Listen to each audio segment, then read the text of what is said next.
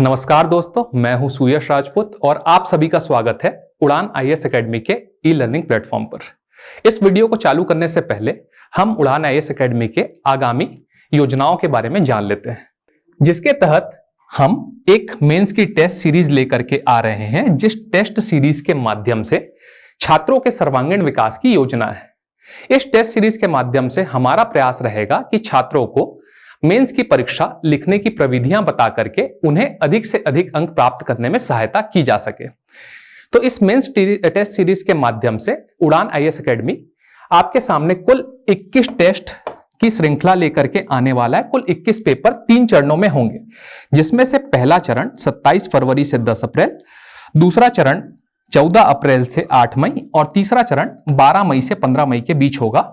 और इस बीच आपकी मेंस की 3 बार की तैयारी मेंस से पहले हो जाएगी, जिसके माध्यम से आप क्या कर पाएंगे, तो मेंस की परीक्षा में बहुत ही आत्मविश्वास के साथ अपीयर होंगे और अच्छे से अच्छे अंक प्राप्त करने की दिशा में कदम बढ़ा सकते हैं। इसके अतिरिक्त आपकी मुख्य परीक्षा की तैयारी को बहुत बेहतर करवाने की दिशा में हमने एक बैच भी प्लान किया है, जिसके माध्यम से हम क्रैश कोर्स के माध्यम से हम 21 फरवरी से एक बैच प्रारंभ करने वाले हैं, जिसमें क्रैश कोर्स के माध्यम से आपकी तैयारी को प्रगति प्रदान की जाएगी और आप सभी को अच्छे अंक लाने की दिशा में सहायता प्रदान करने की कोशिश उड़ान आईएएस एकेडमी के माध्यम से की जाएगी। इसके अतिरिक्त एक फाउंडेशन बैच सीजीपीएससी प्री का भी आ रहा है 21 फरवरी से, जो कि सुबह 7:30 से 10:30 के बीच प्रारंभ होगा। जबकि जो क्रैश कोर्स है सीजीपीएससी मेंस का, वो सुबह और शाम दोनों चालू होगा, जिसमें 7:30 से 11:30 और शाम के समय भी आपकी बैचेस संचालित की जाएंगी। इसके बाद हम इस वीडियो के मुख्य कंटेंट पर आते हैं। जैसा कि आप सभी देख पा रहे हैं कि अभी का जो दौर चल रहा है, पीएससी प्री के बाद का जो दौर, वो बहुत ही आशंकाओं से बहुत ही उधेड़बुन भरा हुआ एक दौर चल रहा है। यहां पर आप आशंकित है कि क्या आपका मुख्य परीक्षा में चयन होगा, मुख्य परीक्षा के लिए चयन होगा या नहीं। तो मेरा ये सलाह है, मेरा ये सुझाव है, मेरी आपसे ये अपेक्षा है कि आप सभी इस कट ऑफ के उधेड़बुन में फंसने की जगह, कट ऑफ की चर्चा में फंसने की जगह आप सभी मुख्य परीक्षा की तैयारी करें। उसी क्रम में उड़ान आईएएस एकेडमी आपके लिए लाया है एक ऐसी श्रृंखला, जिसके माध्यम से मुख्य परीक्षा को लेकर के, मुख्य परीक्षा को केंद्र बिंदु में रख करके कुछ वीडियो आपके सामने प्रस्तुत किए जाएंगे, जो कि छत्तीसगढ़ तथा अन्य विषयों से संबंधित होंगे। उसी क्रम में छत्तीसगढ़ का सबसे पहला वीडियो आज आपके सामने मैं प्रस्तुत कर रहा हूं, जिसमें हम जिला कबीरधाम को मेंस के एस्पेक्ट से, मेंस के हिसाब से देखेंगे कि कबीरधाम जिले में ऐसे कौन सी जगह हैं या ऐसे कौन से स्थल है जो कि मुख्य परीक्षा में पूछे जा सकते हैं, ऐसे कौन से विषय वस्तु है जो कि मुख्य परीक्षा में आ सकते हैं और उन्हें कैसे डील करना है या उन्हें परीक्षा में हम कैसे लिखेंगे। तो इस वीडियो के माध्यम से सबसे पहले तो आपको यह समझना होगा कि हमें मिलने क्या वाला है।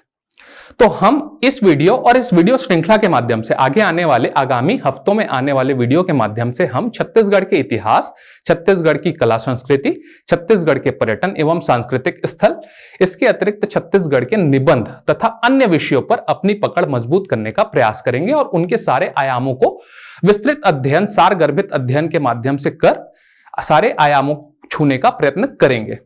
तो आज के इस वीडियो में हम देखने वाले हैं हमें मिलने वाला क्या है। इस वीडियो में हम पहले तो भोरमदेव मंदिर के बारे में चर्चा करेंगे, फिर छेरकी महल के बारे में चर्चा करेंगे, फिर मड़वा महल के बारे में चर्चा करेंगे, फिर Pachrahi, Bakela, tribal tourism circuit, Bhoramdeo व सरदार वल्लभ भाई पटेल सहकारी शक्कर कारखाना व सहकारिता से संबंधित कुछ सामान्य जानकारियों का विस्तृत एवं गहन अध्ययन करते हुए उत्तर लेखन के कुछ सैंपल भी देखेंगे, जिसके माध्यम से हमें यह पता चल सके कि सारे तथ्य तो हमारे पास हैं, लेकिन उन्हें प्रस्तुत कैसे करना है। तो उन्हें कुछ सैंपल्स के माध्यम से हम आपके सामने प्रस्तुत करने का प्रयास करेंगे। जैसा कि आप सभी को विदित है कि मुख्य परीक्षा जो होती है वह एक निबंधात्मक प्रकृति की परीक्षा होती है और मुख्य परीक्षा एक सीमा जो कि शब्दों की होती है, उस शब्द सीमा पर आधारित होती है। तो शब्द सीमा के आधार पर बंधते हुए निबंधात्मक तरीके से किस प्रकार अच्छे उत्तरों को प्रस्तुत करना है और किन शब्दों में प्रस्तुत करना है, क्या वो शब्द अच्छे हैं या नहीं है, क्या वो शब्द प्रामाणिक है या नहीं है, क्या वो शब्द उत्तर में जाने लायक है या नहीं है, इन सारी चीजों पर भी हम चर्चा करेंगे। और मुख्य परीक्षा में अधिक से अधिक अंक प्राप्त करने की कोशिश करने के लिए यह वीडियो बनाया जा रहा है और हमें उम्मीद है कि आप उस परीक्षा में अधिक से अधिक अंक प्राप्त करने में हमारी इस वीडियो से कुछ ना कुछ सहायता प्राप्त होगी, आप सभी को कुछ ना कुछ सहायता प्राप्त होगी। तो आइए इस वीडियो को चालू करते हैं। सबसे पहले हम कबीरधाम जिले के बारे में कुछ आधारभूत तथ्य समझ लेते हैं कि भाई मैप में वह जिला दिखता कैसा है। तो मैप में जिला ऐसा दिखता है। कौन सा जिला? तो कबीरधाम, जिला कबीरधाम। जैसा कि आप सभी को ज्ञात है, कबीरधाम जिले का गठन सन 1998 में सिंहदेव समिति की सिफारिश के आधार पर किया गया था। सिंहदेव समिति की सिफारिश में सन 1998 में छत्तीसगढ़ में 9 जिलों का गठन हुआ था, जिसमें से एक जिला आपका कबीरधाम भी है।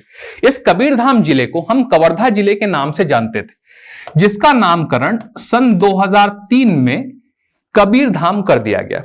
सबसे प्रमुख तथ्य यह जानने योग्य है कि इस जिले का नाम कवर्धा से बदल करके कबीरधाम क्यों किया गया। तो आप सभी को विदित है कि छत्तीसगढ़ में कबीर पंथ के अनुयायी और कबीर पंथ के गुरु सदैव विद्यमान रहे हैं और छत्तीसगढ़ में कबीर पंथ का व्यापक प्रचार प्रसार है। और आप सभी को यह जानकारी भी है कि कबीर पंथ की जो नींव पड़ी वो कहां से पड़ी, तो कोरबा जिले के कुदुरमाल से पड़ी, जहां पर धनी धर्मदास जी के पुत्रों के द्वारा गुरु गद्दी की स्थापना की गई और वहां से गुरु गद्दी की परंपरा प्रारंभ हुई। और उस गुरु गद्दी की परंपरा प्रारंभ होने के पश्चात छत्तीसगढ़ व मध्य प्रदेश के अनेक स्थानों पर अलग अलग गुरुओं के द्वारा क्या किया गया, तो गुरु गद्दी की स्थापना की गई। उसी क्रम में कबीर पंथ के 8वें गुरु जो थे, उन्होंने कवर्धा में क्या किया, हकनाम साहेब जी के द्वारा क्या किया गया, 8वें गुरु हकनाम साहेब जी के द्वारा कबीरधाम में गुरु गद्दी की स्थापना की गई। अब गुरु गद्दी की स्थापना के पश्चात कबीरधाम क्षेत्र में कबीर पंथ का व्यापक प्रचार प्रसार हुआ और लोग इनसे जुड़ने लगे। इसका सबसे बड़ा कारण क्या था कि कबीर पंथ गृहस्थ जीवन को मानता है और गृहस्थ जीवन को अपनाते हुए भी आप कबीर पंथ में शामिल हो सकते हैं और कबीर पंथ की सारी व्यवस्था को अपने भीतर आत्मसात कर सकते हैं। तो इस कारण क्या हुआ, इस क्षेत्र में कबीर पंथ का बहुत ज्यादा व्यापक प्रचार प्रसार हुआ और लोगों ने कबीर पंथ को हाथों हाथ लेते हुए स्वीकार किया। अब कबीर पंथ का व्यापक प्रचार प्रसार होने के पश्चात उनकी मांग की जाने लगी कि यह जो क्षेत्र है, जो कि कबीर पंथ के 8वें गुरु का क्षेत्र है, जहां पर उनकी गुरु गद्दी स्थापित है, उस क्षेत्र को कबीर का पंथ अर्थात कबीर का धाम अर्थात कबीर धाम के नाम से जाना जाए। तो उनकी मांग निरंतर की जाने लगी कि भाई कबीर का धाम, कबीर धाम इस क्षेत्र का नाम किया जाए, ताकि इस क्षेत्र में कबीर पंथ के अनुयायी जो हैं उनकी जो आस्था है वो सेटिस्फाई हो सके। तो उनकी आस्था को सेटिस्फाई करने के लिए या उनकी मांग को पूरे करने के उद्देश्य से क्या किया गया, सन 2003 में सरकार के द्वारा कबीर धाम नामकरण कर दिया गया। तो आप लोगों के सामने एक प्रश्न यह है जो आप लोगों को मुझे लिख करके प्रेषित करना है कि कबीर धाम का नाम कबीर धाम क्यों पड़ा। तो इसके पीछे सिंपल सा तथ्य यह है कि कबीर पंथ के व्यापक प्रचार प्रसार को देखते हुए और कबीर पंथ के 8वें गुरु हकनाम साहेब के द्वारा यहां पर गुरु गद्दी स्थापित की गई थी, जिसके द्वारा इस क्षेत्र में कबीर पंथ का व्यापक प्रचार प्रसार हुआ। उस व्यापक प्रचार प्रसार को देखते हुए कबीर पंथ के अनुयायियों के द्वारा इस क्षेत्र का नाम कबीर धाम करने की मांग की जाने लगी, जिस कारण इस क्षेत्र का नाम क्या कर दिया गया, कबीर धाम कर दिया गया। आइए कुछ प्रशासनिक संरचनाओं को देखते हैं इस जिले में। उससे पहले हम इस क्षेत्र में कौन कौन से राष्ट्रीय राजमार्ग गुजरते हैं यह भी देखना आवश्यक है। थोड़ा सा मैप के माध्यम से इस जिले के बारे में समझने का कोशिश करते हैं कि कहां कहां पे क्या चीजें हैं। उसके बाद सारे तथ्यों को हम जानने का प्रयत्न करेंगे और उत्तर कैसे लेखन करना है इस पर भी विस्तृत चर्चा करेंगे। सबसे पहले इस जो संभाग है या इस जिला है उसमें एक नेशनल हाईवे गुजरती है जिसका नाम है नेशनल हाईवे नंबर 30, राष्ट्रीय राजमार्ग क्रमांक 30। राष्ट्रीय राजमार्ग क्रमांक 30 जो है वो छत्तीसगढ़ में चिल्फी घाटी से होकर के प्रवेश करती है। इस चिल्फी घाटी से प्रवेश के पश्चात ये सबसे पहले पहुंचती है बोडला और बोडला से आगे बढ़ते हुए हम पहुंच जाते हैं कवर्धा। कवर्धा जो कि सकरी नदी के तट पर स्थित एक ऐतिहासिक स्थल है, जो कि छिंदक नागवंशियों के गौरवशाली इतिहास को अपने भीतर समाहित किया हुआ है, ये वही कवर्धा है। तो सकरी नदी के तट पर स्थित एक शहर है जिसका नाम है कवर्धा। तो सबसे पहले हम पहुंचे बोडला, बोडला के बाद कवर्धा, और कवर्धा के बाद यह बेमेतरा जिले की ओर अग्रसर हो गई। यहीं से एक और नेशनल हाईवे गुजरती है जिसका नाम है नेशनल हाईवे नंबर 130। ये जो नेशनल हाईवे नंबर 130 है वो बोडला और कवर्धा के बीच से होकर के निकलती है। बोडला और कवर्धा के बीच से होकर के निकलने के पश्चात आगे बढ़ते हुए ये कहां पहुंच जाती है, तो ये पंडरिया पहुंच जाती है, और पंडरिया के पश्चात यह अगले संभाग अर्थात बिलासपुर संभाग की ओर अग्रसर होती है, और बिलासपुर में जाकर के नेशनल हाईवे समाप्त होती है।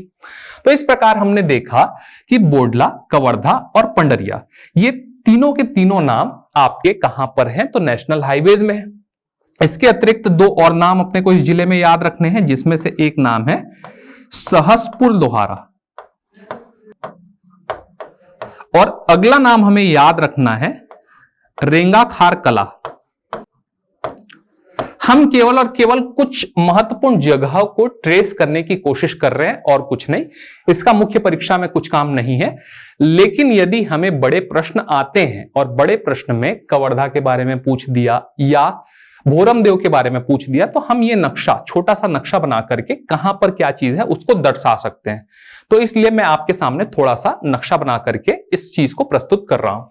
तो बोडला, कवर्धा, पंडरिया, सहसपुर लोहारा और रेंगाखार कला, ये सारे के सारे तहसील है इस जिले में। तो प्रशासनिक संरचना के आधार पर इस जिले में 4 तहसील, 4 नहीं 5 तहसील। इस रेंगाखार कला की खास बात यह है कि यह तहसील तो है लेकिन विकासखंड नहीं है। तो रेंगाखार कला विकासखंड नहीं है, तो कितने विकासखंड? 4 विकासखंड, बोडला, कवर्धा, पंडरिया और सहसपुर लोहारा, ये 4 विकासखंड इस जिले में। इस प्रशासनिक संरचना के पश्चात जो मुख्य कंटेंट हमें जानना है इस जिले में, वो है राम्हेपुर। तो राम्हेपुर एक जगह है जहां के बारे में हम चर्चा करेंगे। अगली जगह है छपरी या चौरागांव, जिसके बारे में हम चर्चा करेंगे। अगली जगह है पंडरिया, जिसके बारे में हम चर्चा करेंगे।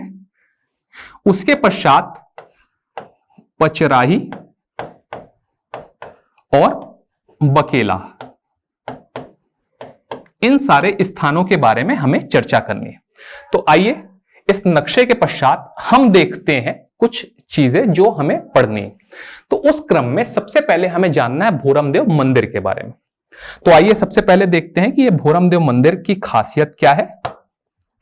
इस जिले में सबसे पहले हम चर्चा करने वाले हैं भोरमदेव मंदिर की। जैसा कि आप सभी को विदित है, इस जिले में 3 भोरमदेव के नाम से कुल 3 स्थान है, जिसमें से पहला है भोरमदेव अभ्यारण्य, दूसरा है भोरमदेव सहकारी शक्कर कारखाना और तीसरा है भोरमदेव मंदिर। तो सबसे पहले हम चर्चा करने वाले हैं भोरमदेव मंदिर और मुख्य परीक्षा से इसके संबंध के बारे में। जैसा कि आप सभी जानते हैं कि भोरमदेव मंदिर छत्तीसगढ़ के इतिहास का और स्थापत्य कला का एक सर्वश्रेष्ठ उदाहरण है। इस सर्वश्रेष्ठ उदाहरण को बार बार परीक्षा में पूछा जा रहा है, कभी लेख के रूप में, कभी निबंध के रूप में, तो कभी वर्णन कीजिए के रूप में। तो आइए देखते हैं कि इनके तथ्य क्या है। तथ्य के बाद हम देखेंगे कि भाई इसे लिखना कैसा है। तो सबसे पहले भोरमदेव के बारे में जानने योग्य बात यह है कि यह किस जिले में है। तो भोरमदेव कवर्धा जिले में अर्थात कबीरधाम जिले में। कबीरधाम जिले में कहां पर है? तो चौरागांव छपरी में। किस स्थान पर स्थित है? तो चौरागांव छपरी में स्थित है। ठीक, कौन से नेशनल हाईवे के समीप स्थित है? तो नेशनल हाईवे नंबर 30 के समीप स्थित है। सबसे पहले सामान्य तथ्य है। इस सामान्य तथ्य में और तथ्य को अगर जोड़ा जाए तो यह एक कैसा स्थल है? तो यह एक धार्मिक, ऐतिहासिक और सांस्कृतिक स्थल है। ठीक, कैसा स्थल है? धार्मिक, ऐतिहासिक और सांस्कृतिक स्थल। मुख्य तौर पे यदि भोरमदेव को देखा जाए तो यह भोरमदेव मंदिर फणी नागवंशियों के इतिहास से संबंधित है। किसके इतिहास से संबंधित है? फणी नागवंशियों के इतिहास से संबंधित एक स्थल है भोरमदेव मंदिर। फणी नागवंशी वंश के 8वें क्रम के शासक जिनका नाम था गोपाल देव। उस गोपाल देव जी के द्वारा लक्ष्मण देव राय के सहयोग से, इनके एक सहयोगी थे जिनका नाम था लक्ष्मण देव राय, तो लक्ष्मण देव राय के सहयोग से फणिनाग वंश के 8वें क्रम के शासक गोपाल देव के द्वारा एक शिव मंदिर का निर्माण कार्य करवाया गया। कौन से मंदिर का? शिव मंदिर का निर्माण कार्य करवाया गया, जिस शिव मंदिर के निर्माण कार्य में गोंड आदिवासियों ने सहायता की। गोंड आदिवासियों ने सहायता की और गोंड आदिवासियों के आराध्य देवता भोरम देव के नाम पर इस मंदिर का नाम क्या पड़ा? भोरम देव मंदिर। मुख्य तौर पे देखा जाए तो यह भोरम देव मंदिर नागर शैली का एक उत्कृष्ट उदाहरण है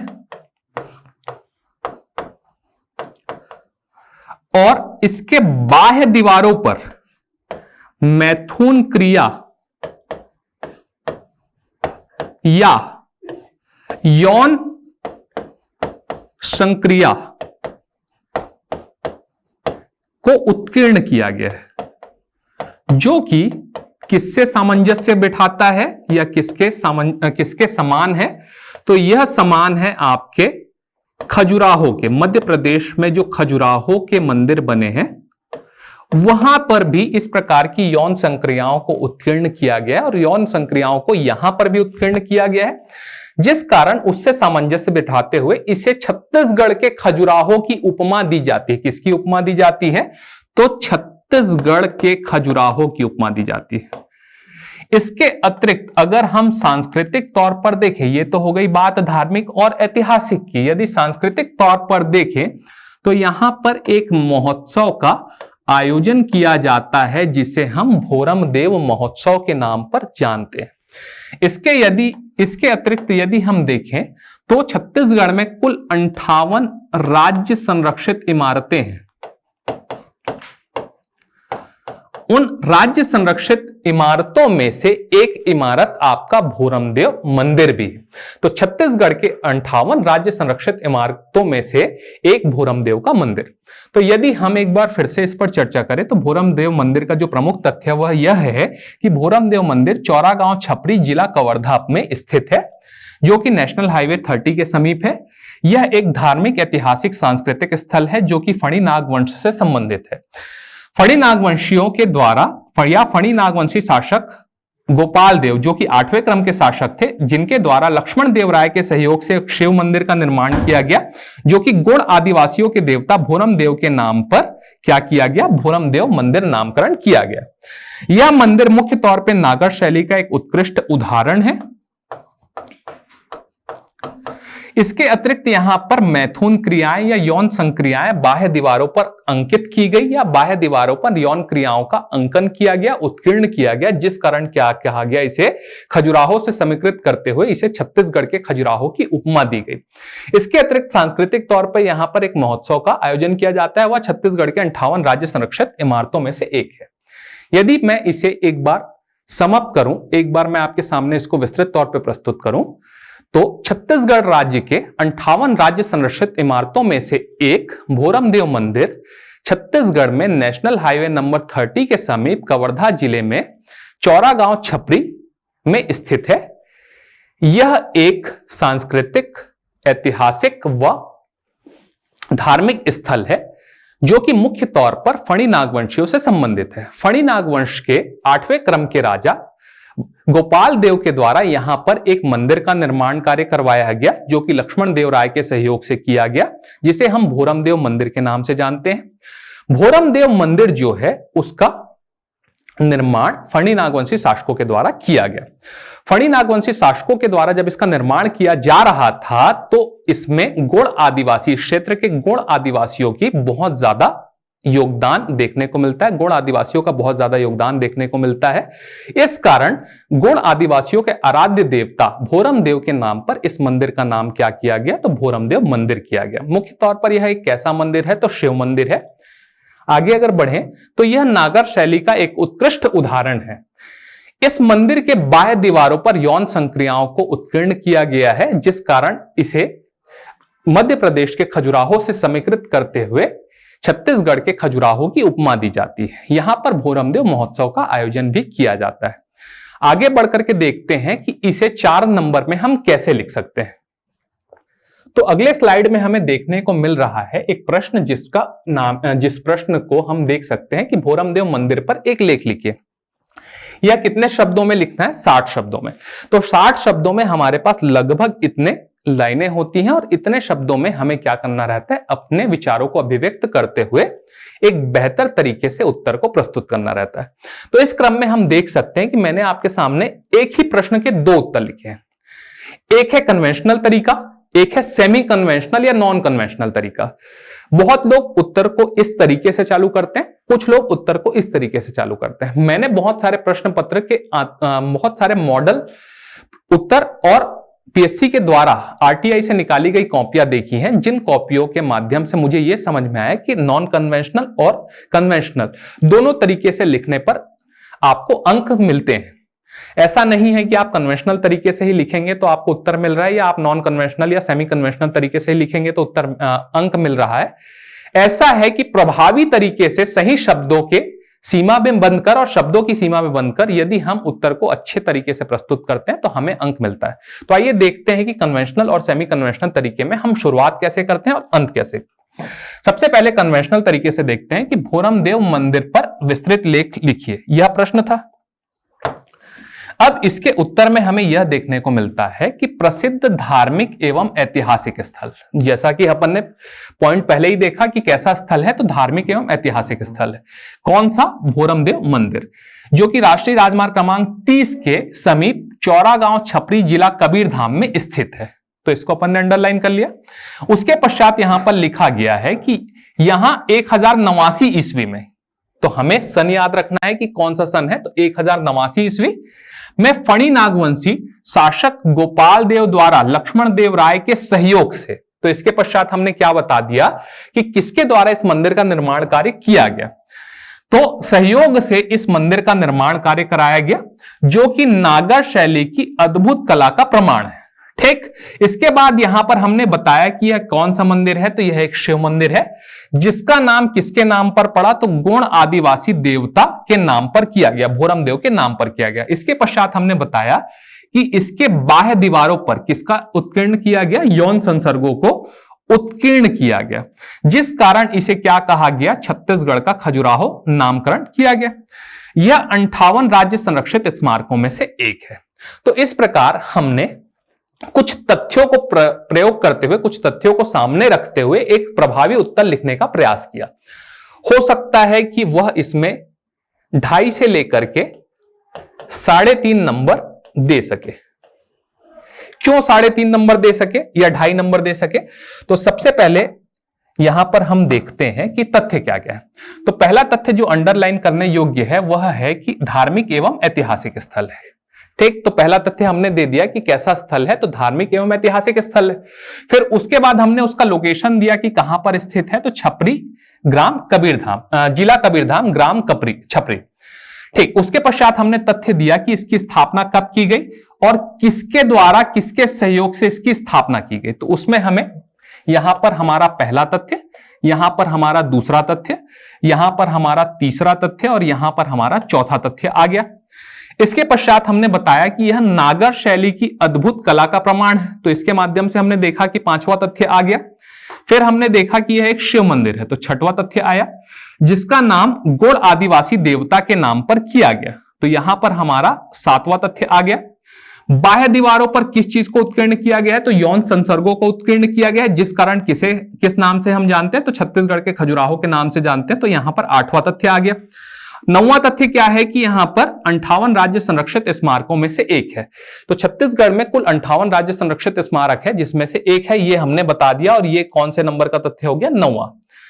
अब यदि वो देखा जाए तो आधे अंक मिलते हैं एक तथ्य के ऊपर, तो यहां पे हमने 9 तथ्य लिखे हैं, तो 9 तथ्यों में आधे के हिसाब से कितना हो गया, 4.5 नंबर।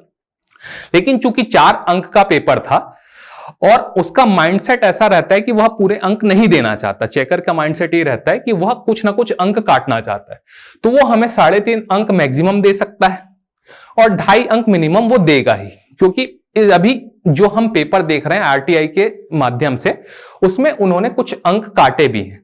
तो अगर हम देखें तो मिनिमम 2.5 और मैक्सिमम 3.5 अंक इस प्रकार से कन्वेंशनल वे में लिखने से हमें मिलेंगे। इसके बाद एक नॉन कन्वेंशनल या सेमी कन्वेंशनल वे में हम चीजों को अलग प्रकार से चालू करते हैं, जिसके माध्यम से हमने चालू कहां से किया, 58 राज्य संरक्षित इमारतों में से एक या स्मारकों में से एक छत्तीसगढ़ के खजुराहो के नाम से प्रसिद्ध प्रमुख ऐतिहासिक एवं धार्मिक स्थल भोरमदेव मंदिर कबीरधाम जिले में छपरी चौरा गांव में स्थित एक शिव जी का मंदिर है, जिसका नामकरण गोंड आदिवासी देवता भोरमदेव के नाम पर किया गया। यहां पर हमने क्या किया, एक बहुत बड़ा सेंटेंस बनाया। उस बहुत बड़े सेंटेंस में एक साथ लगातार उसको 4 या 5 तथ्य प्रस्तुत कर दिए। यहां पर हमने क्या देखा कि यहां पर हमने तथ्यों को रोक रोक करके अर्थात पूर्ण विराम लगा लगा करके प्रस्तुत किया। तो जो प्रारंभिक तौर पर लिख रहे हैं, तो प्रारंभिक तौर पर लिखने वाले बड़े सेंटेंस नहीं बना सकते हैं, क्योंकि उसमें उनका विन्यास खराब हो जाता है। वहां पर मुख्य समस्या का और की आती है। यहां पे हमने शुरुआत किया और यहां पर अंत आते आते उसका वाक्य विन्यास बिगड़ गया, तो जिससे आपको समस्या उत्पन्न होती है। तो जो प्रारंभिक तौर पर उत्तर लिखने का प्रयास कर रहे हैं वो कन्वेंशनल वे में पूर्ण विराम लगा लगा करके छोटे वाक्य बना बना करके लिखिए, और जो थोड़े से एक्सपर्टीज हो चुके हैं उन्हें मेरी सलाह है कि वो क्या करें, बड़े वाक्य बना करके भी लिख सकते हैं। मेरी सलाह है कि लिख सकते हैं, लिखना ना लिखना आपके ऊपर। तो यहां पर मैंने क्या किया, पहले एक तथ्य दिया 58 राज्य संरक्षित स्मारक, दूसरा तथ्य मैंने दिया छत्तीसगढ़ का खजुराहो, तीसरा तथ्य दिया मैंने ऐतिहासिक एवं धार्मिक स्थल, चौथा मैंने जिले को बता दिया कबीरधाम जिले में कहां पर स्थित है, चौरा गांव में स्थित है, कौन सा मंदिर है, तो पांचवा तथ्य मैंने बता दिया शिवजी का मंदिर है, जिसका नामकरण गोंड आदिवासियों के देवता किसके नाम पर, भोरमदेव के नाम पर किया गया। तो एक सेंटेंस में ही हमारे कितने तथ्य आ गए, 6 तथ्य आ गए। तो अगर हम पूर्ण विराम लगा लगा करके लिखते तो हमारा कम से कम एक लाइन एक्स्ट्रा जाता है इन तथ्यों को बताने में, जैसा कि ऊपर गया हुआ है। आगे हमने देखा कि यह नागर शैली की अद्भुत कला का क्या है, उदाहरण है या प्रमाण है, तो कोई बात नहीं है इसमें, ठीक। इसका निर्माण 1089 ईस्वी में फणी नागवंशी शासक गोपाल देव के द्वारा लक्ष्मण देव राय के सहयोग से किया गया। इसके बाह्य दीवारों पर मध्य प्रदेश के खजुराहो के समान यौन संसर्ग उत्कीर्ण किए गए हैं, जो इसकी ऐतिहासिकता व मन मोह लेने वाली कला का परिचायक है।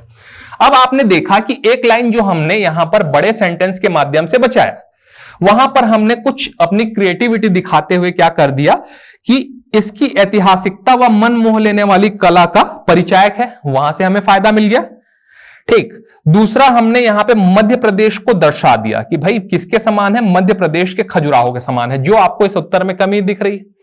तो इस उत्तर और उस उत्तर में तथ्यों के हिसाब से कोई कमी नहीं है, तथ्य तो समान है, इसमें भी वही तथ्य है, इसमें भी वही तथ्य है, लेकिन यहां पर लिखने का तरीका अलग अलग है। यहां पर छोटे छोटे वाक्यों में हमने लिखा है, और छोटे छोटे वाक्यों में लिखने के कारण हमारा है शब्द का बार बार प्रयोग हुआ, पूर्ण विराम का बार बार प्रयोग हुआ, जिस कारण यहां पर हमें लाइन में कुछ शब्द या कुछ वाक्य या कुछ तथ्य हम कम लिख पाए। जबकि यहां पर क्या हुआ कि हमने एक ही लाइन में मतलब एक ही वाक्य पर बहुत सारे तथ्यों को समाहित करते हुए एक बड़ा सेंटेंस बना दिया, और उस बड़े सेंटेंस को बनाने के पश्चात जो जगह बचा वहां पर अपनी क्रिएटिविटी को दिखाने का थोड़ा सा प्रयास किया है। हालांकि वह प्रयास कितना सफल होता है ये तो चेकर के ऊपर डिपेंड है। तो यहां पर भी आपको 3 से 3.5 अंक मिलने की संभावना रहेगी।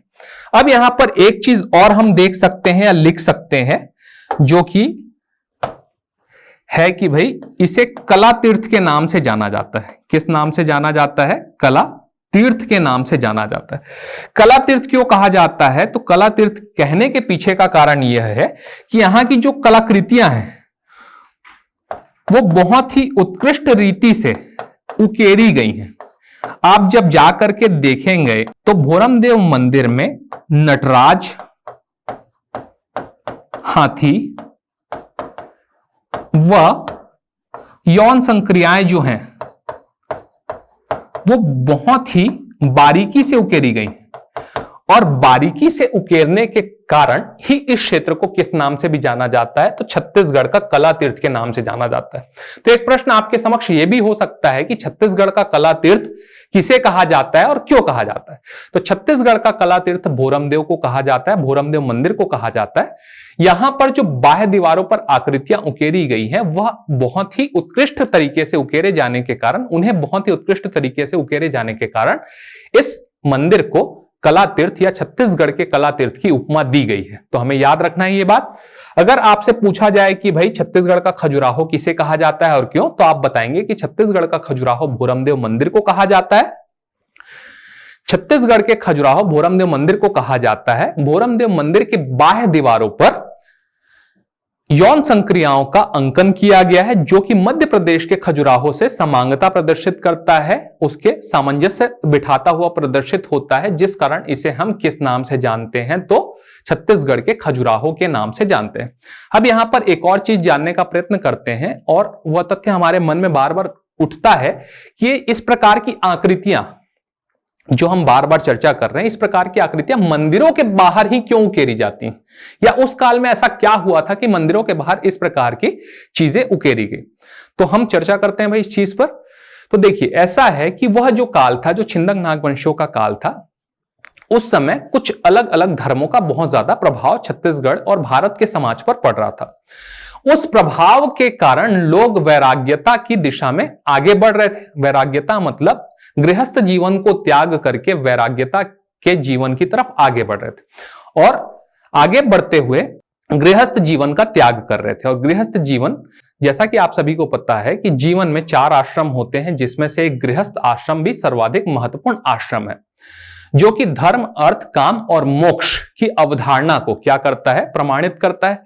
तो भाई अगर गृहस्थ जीवन में रहेंगे तो जो 4 धर्म, अर्थ, काम और मोक्ष हैं, उसमें से काम वाली चीज भी सेटिस्फाई होनी चाहिए।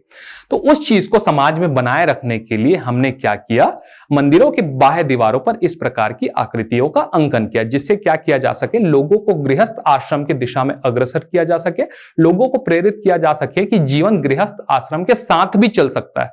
तो लोग गृहस्थ आश्रम को धारण करें और उसके साथ अपने जीवन को आगे बढ़ाने का प्रयत्न करें। इस कारण यहां पर क्या किया गया? उस काल में वैराग्यता को दूर करने के उद्देश्य से तथा लोगों को गृहस्थ जीवन की ओर अग्रसर करने के उद्देश्य से मंदिरों की बाह्य दीवारों पर इस प्रकार की आकृतियों का अंकन किया जाने लगा। उम्मीद है आप सभी को यह बात समझ में आई होगी कि मंदिरों के बाह्य दीवारों पर इस प्रकार की आकृतियां क्यों अंकित की जाती थी। आगे बढ़ते हैं और देखते हैं अगले चीज पर या अगले विषय पर चलते हैं, जिससे मुख्य परीक्षा में प्रश्न उठ सकते हैं। ठीक, अगला टॉपिक है मड़वा महल या दुल्हादेव मंदिर।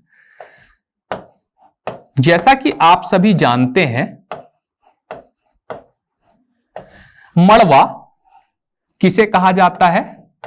तो मंडप, हिंदी में मंडप, जिसे छत्तीसगढ़ी में मड़वा कहा जाता है। तो छत्तीसगढ़ में मंडप को क्या कहा जाता है? मड़वा कहा जाता है। तो उसी मंडप के नाम के आधार पर इसे किस नाम से जाना लगा? तो मड़वा महल के नाम से जाने लगा। तो मुख्य तौर पर हम देखें तो 14वीं शताब्दी,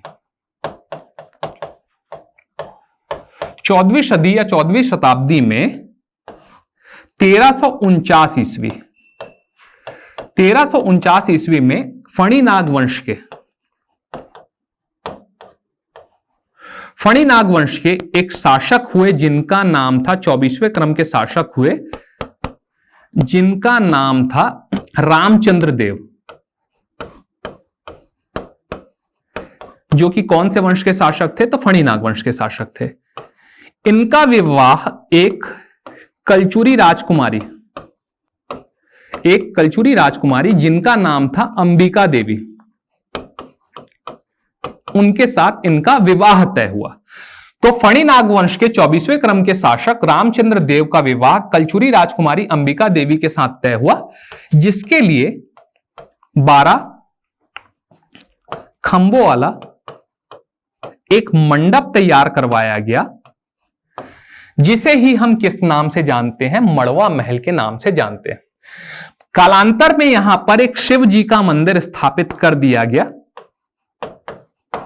ठीक, इसके अतिरिक्त यहां पर 1349 ईस्वी में एक अभिलेख की प्राप्ति हुई है जिसे हम मड़वा महल अभिलेख के नाम से जानते हैं। ठीक, ये जो मड़वा महल अभिलेख है जिसकी प्राप्ति 1349 ईस्वी में हुई है, इसमें इस वंश के अर्थात फणिनाग वंश के वंशावली के बारे में जानकारी मिलती है। किस बारे में जानकारी मिलती है? तो फणिनाग वंशी शासकों की वंशावली के बारे में जानकारी हमें कहां से मिल रही है? तो मड़वा महल अभिलेख से, जिसकी नींव कहां पर रखी गई? तो 1349 ईस्वी में रखी गई। इस वंशावली में इस क्रम के 24 शासकों के नाम हमें देखने को मिलते हैं। ठीक, तो 24 शासकों के नाम हमें कहां पर देखने को मिलते हैं? तो मड़वा महल अभिलेख में। इसके अतिरिक्त आप सभी को ज्ञात है कि मैंने क्या बताया कि छत्तीसगढ़ में मंडप को क्या कहा जाता है? मड़वा। उसके नाम पर इसे किस नाम से जाना जाने लगा? मड़वा महल, या इसे दूल्हा देव के मंदिर के नाम से भी जाना जाता है। किस नाम से भी जाना जाता है? तो दूल्हा देव मंदिर। तो फणिनागवंशी शासक 1349 ईस्वी में 14वीं शताब्दी में फणिनागवंशी शासक 24वें क्रम के शासक रामचंद्र देव का विवाह कलचुरी राजकुमारी अंबिका देवी के साथ तय हुआ, जिसके लिए यहां पर 12 खंभों वाले एक मंडप का निर्माण कार्य करवाया गया, जिस मंडप में एक अभिलेख की स्थापना भी की गई जिसे हम मड़वा महल अभिलेख के नाम से जानते हैं। जिसमें क्या है? तो इस वंश के वंशावली के बारे में जानकारी दी गई है, जिसमें इस वंश के 24 शासकों के बारे में जानकारी हमें प्राप्त होती है। कालांतर में यहां पर एक शिव मंदिर की स्थापना भी की गई। इसके अतिरिक्त हम यह देखते हैं कि जब इनका विवाह तय हुआ तो इसके बाह्य दीवारों पर भी बहुत सारी चीजें अंकित की गई। तो वह चीजें किस आधार पर अंकित की गई और उसके पीछे का आधार क्या है, जानने का प्रयत्न करते हैं। तो वो देखा गया कि वैवाहिक जीवन में बहुत सारी चुनौतियां आती हैं, चाहे वह सामाजिक चुनौतियां हो, चाहे वह मानसिक चुनौतियां हो, चाहे वो यौन संबंधों से संबंधित चुनौतियां हो। तो इस प्रकार की चुनौतियों से अवगत कराने के उद्देश्य से तथा उसका समाधान कराने के उद्देश्य से किसे अवगत करवाना है? तो रामचंद्र देव और अंबिका देवी को अवगत कराना है। इस उद्देश्य से क्या किया गया? इस मड़वा महल के बाह्य दीवारों पर भी उस प्रकार की क्रियाओं का अंकन किया गया जैसा हमें भोरमदेव मंदिर में देखने को मिलता है। तो उस प्रकार की क्रियाओं का अंकन कहां पर भी देखने को मिल रहा है? तो मड़वा महल में भी देखने को मिल रहा है। यदि हम सारी चीजों को समअप करें तो मड़वा महल, जिसे हम दूल्हा देव मंदिर के नाम से भी जानते हैं, जिसकी स्थापना 1349 ईस्वी में फणिनागवंशी शासक रामचंद्र देव के विवाह के अवसर पर, अंबिका देवी के साथ विवाह के अवसर पर जिसकी स्थापना की गई, जहां पर एक अभिलेख की भी स्थापना की गई जिसे हम मड़वा महल अभिलेख के नाम से जानते हैं, जिसमें कुल 24 शासकों के वंशावली के बारे में जानकारी प्राप्त होती है। यहां पर कालांतर में एक शिव मंदिर की स्थापना भी की गई। तो यदि आपको 30 शब्दों में यह लिखने आता है तो आप इन सारे तथ्यों को समाहित करते हुए इसी क्रम में लिख सकते हैं, जिसमें से पहला तथ्य क्या रहेगा कि मड़वा महल मंदिर, जिसे दूल्हा देव मंदिर के नाम से भी जाना जाता है, कब स्थापना हुई? तो 14वीं शताब्दी में। कौन से वंश के शासकों के द्वारा स्थापना की गई? तो फणिनागवंशी शासकों के द्वारा। कौन से क्रम के शासक थे? तो 24वें क्रम के रामचंद्र देव। किसके साथ विवाह होना था? तो अंबिका देवी, जो कि कलचुरी राजकुमारी थी। कितने खंभों वाला मंडप? तो 12 खंभों वाला मंडप। ठीक, क्या मिला? तो एक अभिलेख मिला जिसमें वंशावली के बारे में जानकारी मिली। कालांतर में क्या स्थापित कर दिया गया? शिव मंदिर स्थापित कर दिया गया, और यहां पर भी यौन क्रियाओं को उत्कीर्ण किया गया। ठीक, किसे उत्कीर्ण किया गया? तो यौन क्रियाओं को उत्कीर्ण किया गया। इतने सारे तथ्यों में हम मड़वा महल पर चर्चा खत्म कर सकते हैं और एक बहुत ही प्रभावी उत्तर लिख सकते हैं। इसके पश्चात अगले स्लाइड पर चलते हैं, और अगले स्लाइड में हमें देखना है छेरकी महल। तो छेरकी महल भी फणिनागवंशी शासकों से संबंधित एक स्थान है। फणिनागवंशी शासकों से संबंधित एक और स्थान हमें देखना है जिसका नाम है छेरकी महल। इसकी स्थापना भी कब की गई? तो 14वीं शताब्दी में की गई। ठीक, यह जो छेरकी महल है यह भी क्या है? तो यह एक शिव मंदिर है। ठीक, जैसा कि आपने देखा कि भोरमदेव 58 राज्य संरक्षित स्मारकों में से एक है, वैसे ही आपका छेरकी महल भी 58 राज्य संरक्षित स्मारक में से एक है, तथा आपका मड़वा महल भी 58 राज्य संरक्षित स्मारकों में से एक है। ठीक, तो यहां पर 58 राज्य संरक्षित स्मारकों में से 3 स्मारक हमें इस जिले में देखने को मिलते हैं। मुख्य तौर पर जिसमें से एक है छेरकी महल, एक है मड़वा महल और एक है भूरमदेव मंदिर। तो 58 राज्य संरक्षित स्मारकों में से एक छेरकी महल, जो कि वास्तविकता में शिव जी का मंदिर है, जिसकी स्थापना 14वीं शताब्दी में फणी नागवंशी शासकों के द्वारा की गई। यहां पर ऐसी अवधारणा चलती है कि छेरकी महल के पीछे, नाम के पीछे किस प्रकार की चीजें हैं कि भाई इसको छेरकी महल ही क्यों कहा जाता है। तो एक जनश्रुति यह कहती है, एक लोक की वदंती यह कहती है कि यहां पर जो गर्भगृह है, छेरकी मंदिर में जो गर्भगृह है, यहां से निरंतर छेरी की गंध आती है और यहां से निरंतर छेरी की गंध आने के कारण इस मंदिर का नामकरण छेरकी महल किया गया। तो पहली चीज तो यह है कि भाई जनश्रुति के अनुसार ऐसी मान्यता है कि छेरकी महल के गर्भगृह से निरंतर छेरी की गंध आती है, जिस कारण इस मंदिर को या इस महल को किस नाम से जाना जाता है, तो छेरकी महल के नाम से जाना जाता है। दूसरी बात यह है, ऐसी जनश्रुति, एक और जनश्रुति है छेरकी महल से संबंधित कि जो छेरकी महल का निर्माण किसने करवाया, तो छेरकी महल का निर्माण करवाया फणी नागवंशी शासकों ने। निर्माण करवाने के पश्चात फणी नागवंशी शासकों ने इसकी जिम्मेदारी, इसकी देखरेख की जिम्मेदारी किसे दे दी, तो एक छेरी चरवाहे को दे दी। तो छेरी चरवाहे को इस मंदिर के या इस महल के निर्माण के पश्चात क्या किया गया, इस महल के देखरेख की जिम्मेदारी दे दी गई। तो इस महल की देखरेख की जिम्मेदारी छेरी चरवाहे को मिलने के कारण इस मंदिर का नाम या इस महल का नाम छेरकी महल के नाम से जाना जाता है। तो दो अवधारणाएं यहां पे हैं जो कि जनश्रुतियों पर आधारित हैं कि भाई एक में बोला गया कि यहाँ के जो गर्भगृह है वहां से निरंतर छेरी की गंध आती है, जिस कारण इसका नामकरण छेरकी महल पड़ा। दूसरी जनश्रुति यह कहती है कि इस मंदिर का निर्माण कार्य होने के पश्चात इसे किसे दे दिया गया, तो छेरी चरवाहे को दे दी गई इसकी जिम्मेदारी, जिसके कारण इस महल को या इस मंदिर को छेरकी महल के नाम से जाना जाने लगा। तो इस प्रकार इन तथ्यों को शामिल करके हम छेरकी महल पे 2 नंबर पर 2 अंकों के लिए 30 शब्दों पर आराम से लिख सकते हैं। कैसे लिखेंगे, तो 58 राज्य संरक्षित स्मारकों में से एक छेरकी महल, जो कि कवर्धा जिले के छपरी गांव के निकट स्थित है, जिसका निर्माण कार्य फणी नागवंशी शासकों के द्वारा 14वीं शताब्दी में शिव मंदिर के तौर पर कराया गया। इतने में आपका 30 शब्द पूरे हो जाएंगे। यदि आपके पास जगह बचती है तो आप क्या करेंगे, आप आगे लिखेंगे और कहेंगे कि जनश्रुतियों के अनुसार इसके गर्भगृह से निरंतर छेरी की गंध आने के कारण या इसकी जिम्मेदारी निर्माण के पश्चात छेरी चरवाहे को देने के कारण इस मंदिर को छेरकी महल के नाम से जाना जाता है। तो इस प्रकार आप इस प्रश्न का उत्तर लिख सकते हैं कि छेरकी महल क्या है, या छेरकी महल के बारे में लेख लिखिए या छेरकी महल के बारे में विस्तार से चर्चा कीजिए। तो उन सारे प्रश्नों का उत्तर आप इस तथ्य के आधार पर लिख सकते हैं। ये सारे तथ्य आपको पहले से पता है, लेकिन इसका सीक्वेंसिंग क्या होगा वो मैंने आपको बताया। इसके पश्चात आगे बढ़ते हैं अगले स्लाइड की दिशा में और चलते हैं पचराही। जैसा कि मैंने आप सभी से चर्चा की थी शुरुआत में ही कि इस जिले में आज हम क्या देखने वाले हैं, तो इस जिले में सबसे पहले हम कुछ पर्यटन स्थल देखेंगे, ऐतिहासिक स्थल देखेंगे। तो पर्यटन ऐतिहासिक स्थल सबसे पहले हो गया। इसके बाद हम कुछ पुरातात्विक स्थलों पर चर्चा करने वाले। तो उन पुरातात्विक स्थलों में से एक है पचराही। तो आइए देखते हैं भाई पचराही कैसा पुरातात्विक स्थल है, कौन सी नदी के तट पर स्थित है, क्या क्या यहां से संबंधित तथ्य हैं। तो पचराही सबसे पहली बात कहां पर स्थित है, तो कवर्धा जिले में अर्थात कबीरधाम जिले में स्थित है। ठीक, कौन सी नदी के तट पर स्थित है, तो हाप नदी के तट पर स्थित है। कवर्धा जिले में एक नदी बहती है जिसका नाम क्या है, हाप नदी। तो हाप नदी के तट पर कबीरधाम जिले में एक पुरातात्विक ऐतिहासिक स्थल स्थित है जिसे हम पचराही के नाम से जानते हैं। ये जो पचराही है, यहां से शिव परिवार की मूर्तियां प्राप्त हुई हैं।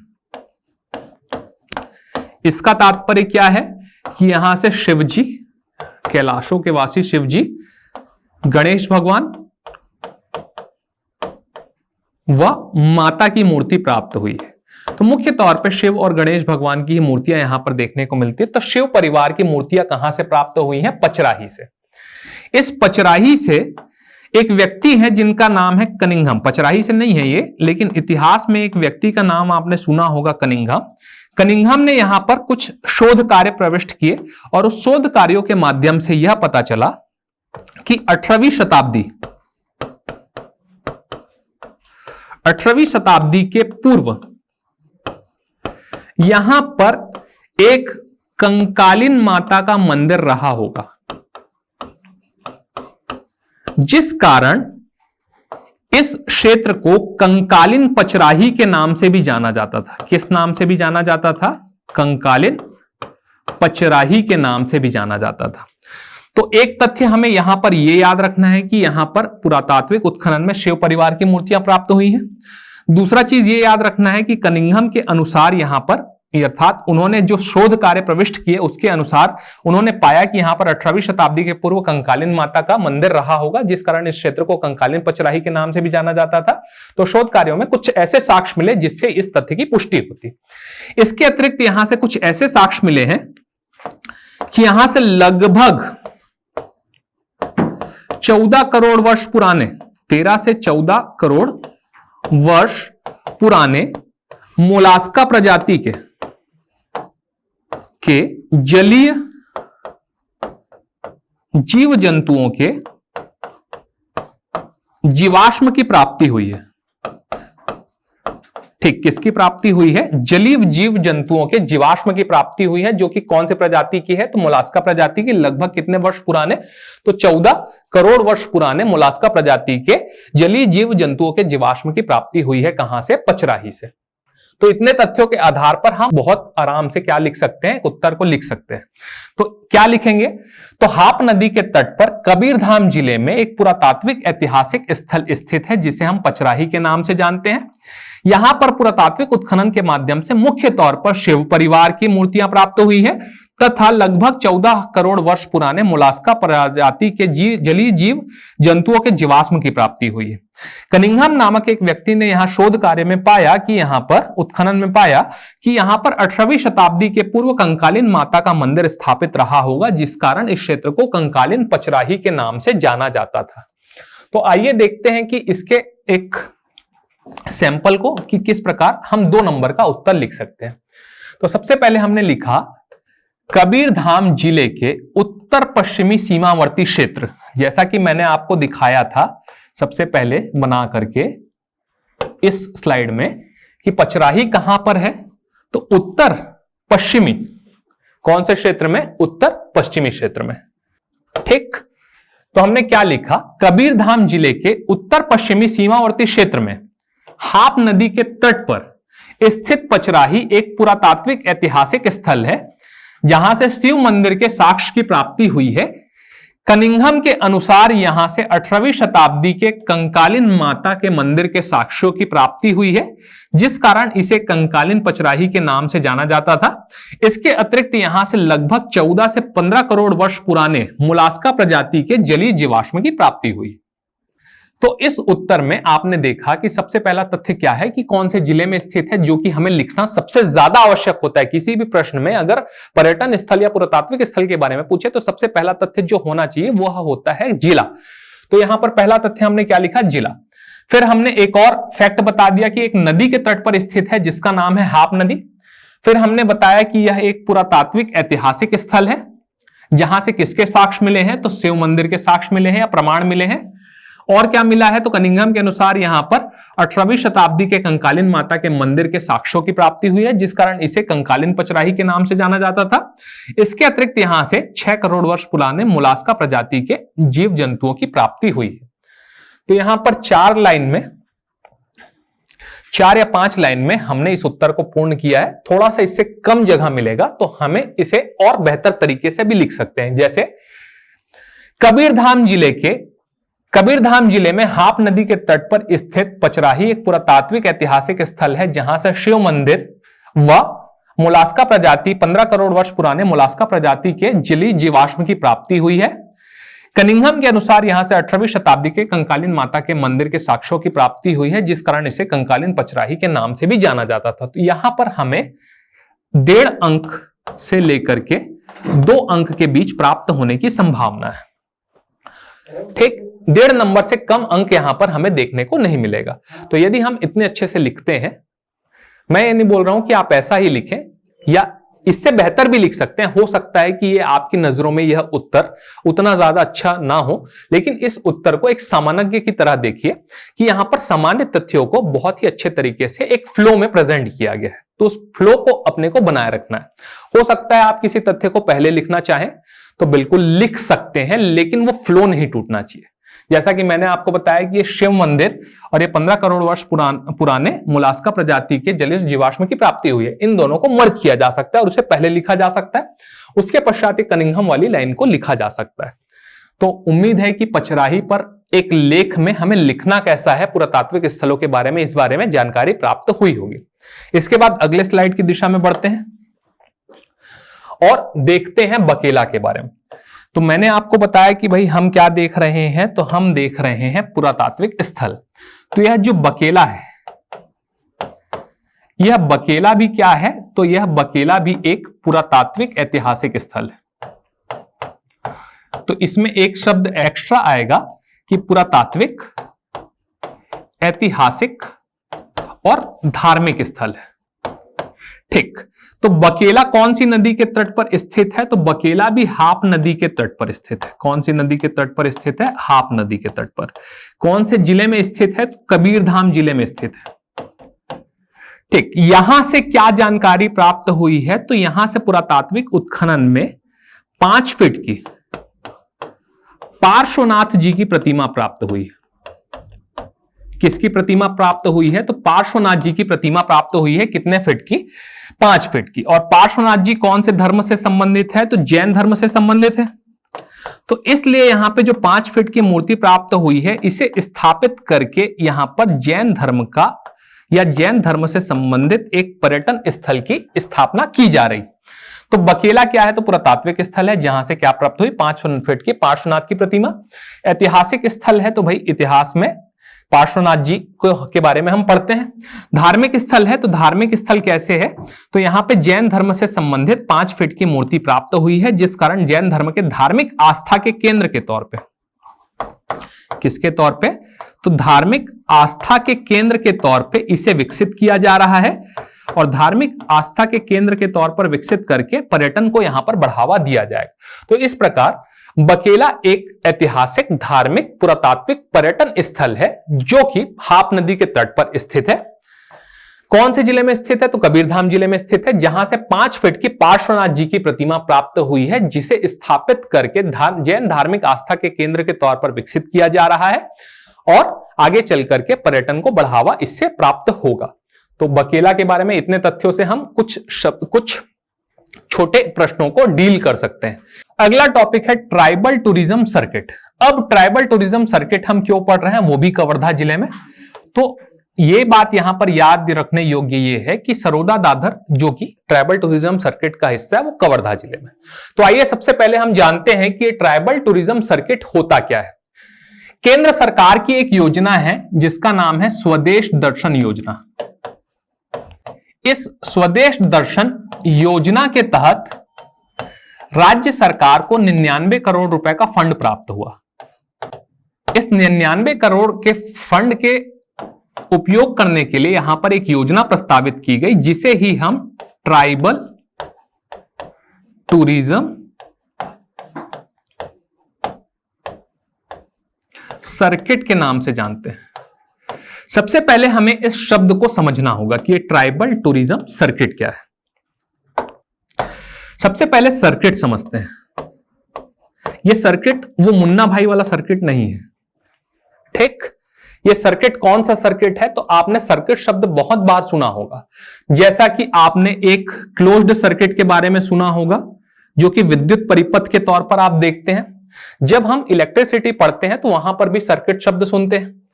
अगर हम फॉर्मूला 1 रेस के बारे में सुनते हैं तो हम सर्किट सुनते हैं, ठीक।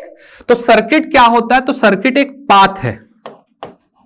सर्किट क्या है, एक पाथ है, जहां से यदि हम विद्युत के आधार पर देखें तो एक इलेक्ट्रॉन निगेटिव से निकल करके पॉजिटिव की दिशा में अग्रसर होता है। तो एक मार्ग है, सर्किट क्या है? एक मार्ग है जो कि एक स्थान से दूसरे स्थान को जोड़ता है। जैसे हम फॉर्मूला 1 में रेस में देखते हैं, यहां से शुरू होता है, यहां पे आकर के खत्म होता है, तो एक पाथ कंप्लीट होता है, तो इसे ही कहते हैं सर्किट। तो सर्किट ऐसा भी हो सकता है कि एक स्थान से शुरू हो, दूसरे स्थान पर आकर के समाप्त हो जाए। अगला शब्द है टूरिज्म। टूरिज्म जिसे हम पर्यटन के नाम से भी जानते हैं। पर्यटन से आप सभी वाकिफ हैं। तो छत्तीसगढ़ में बहुत सारे पर्यटन स्थल हैं, जैसा कि आप सभी को लगभग ज्ञात है कि 180 के आसपास रजिस्टर्ड पर्यटन स्थल है सरकारी आंकड़ों के अनुसार।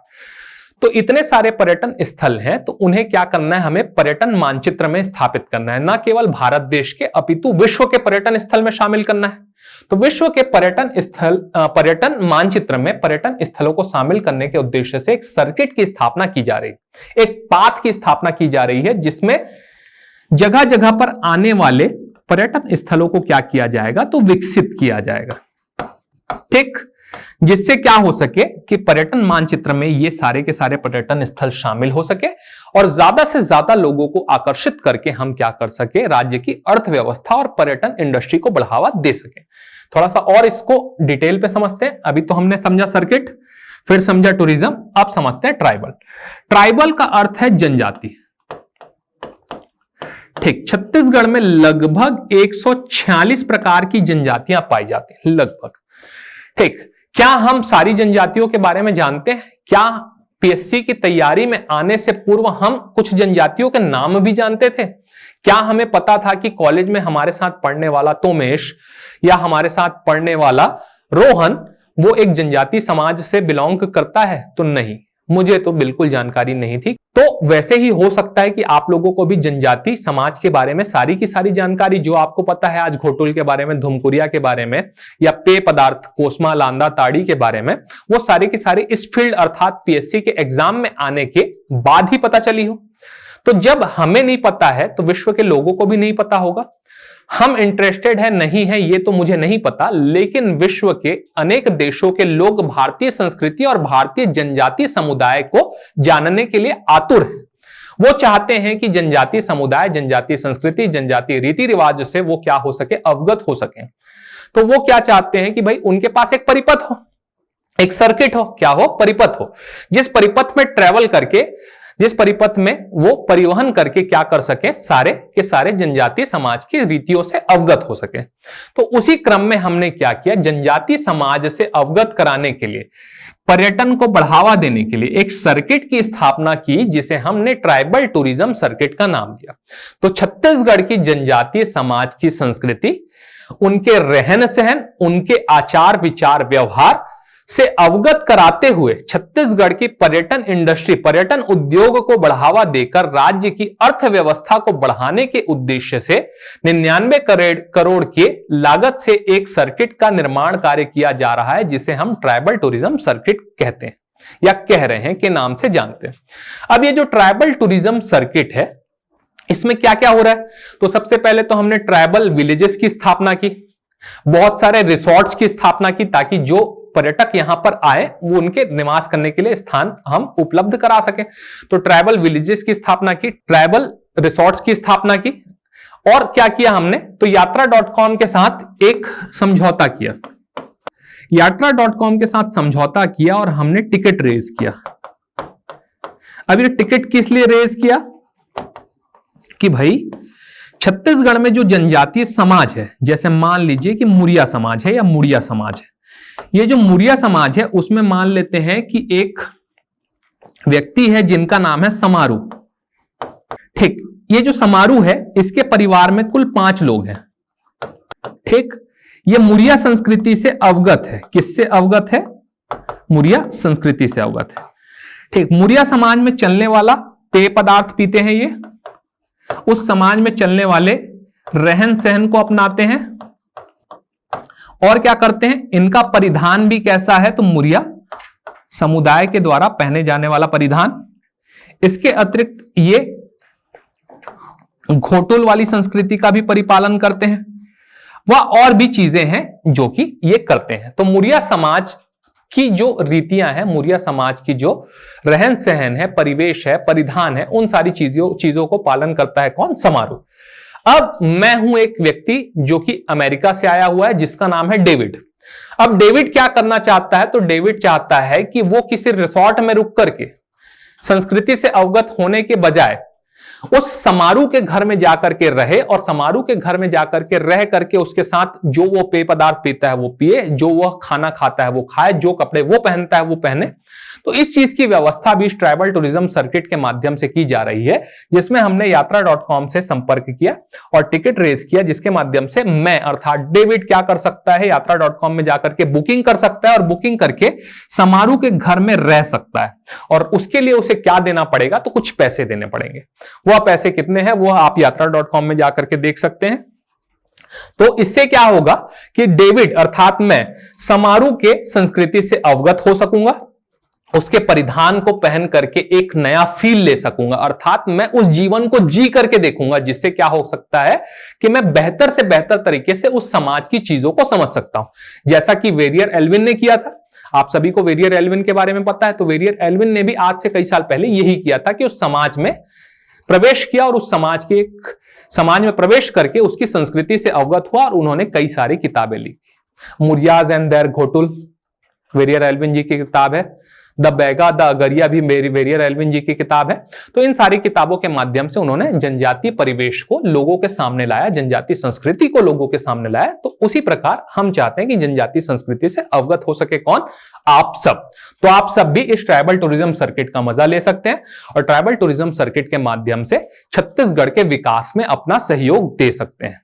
अब ट्राइबल टूरिज्म सर्किट में क्या हुआ? तो ट्राइबल टूरिज्म सर्किट में 13 स्थानों को शामिल किया गया। इस 13 स्थानों में से कौन कौन से स्थान है?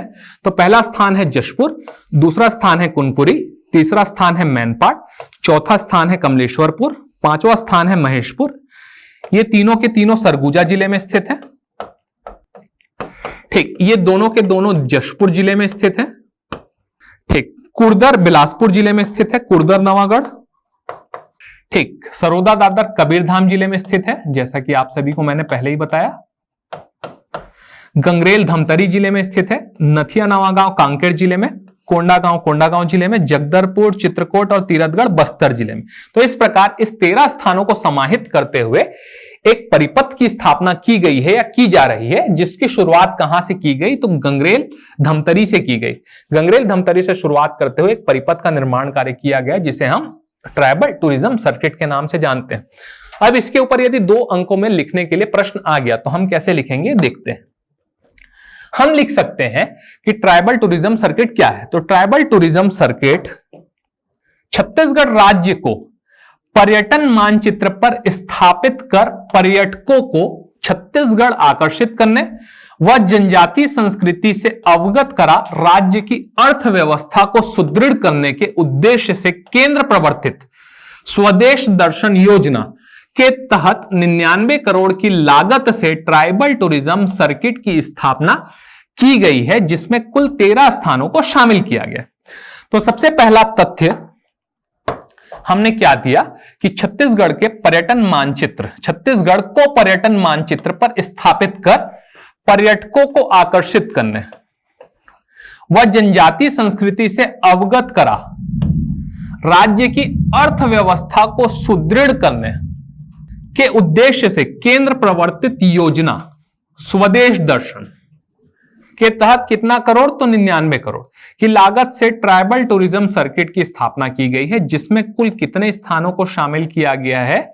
तो 13 स्थानों को शामिल किया गया। इस प्रकार हमने कुल 6 तथ्य दिए, जिसमें से 4 या 5 प्रमाणिक तथ्य हैं और इस तथ्यों के आधार पर हम अच्छे अंक प्राप्त कर सकते हैं और यहां पर हम अच्छे उत्तर को लिख सकते हैं। तो ट्राइबल टूरिज्म सर्किट, उम्मीद करता हूं कि मैं आप सभी को समझा पाया हूंगा कि ट्राइबल टूरिज्म सर्किट क्या है। अब बढ़ते हैं अगले स्लाइड की दिशा में, जो कि है सहकारी शक्कर कारखाना। जैसा कि मैंने आप सभी को पहले ही बताया था कि छत्तीसगढ़ में 4 सहकारी शक्कर कारखाने हैं, जिसमें से 2 सहकारी शक्कर कारखाने इस जिले में। अब इस जिले में ही क्यों है 2 सहकारी शक्कर कारखाने, यह समझने योग्य बात है। तो जैसा कि हम सब यहां पर देख पा रहे हैं कि यह नक्शा है कौन से जिले का? कवर्धा जिले का।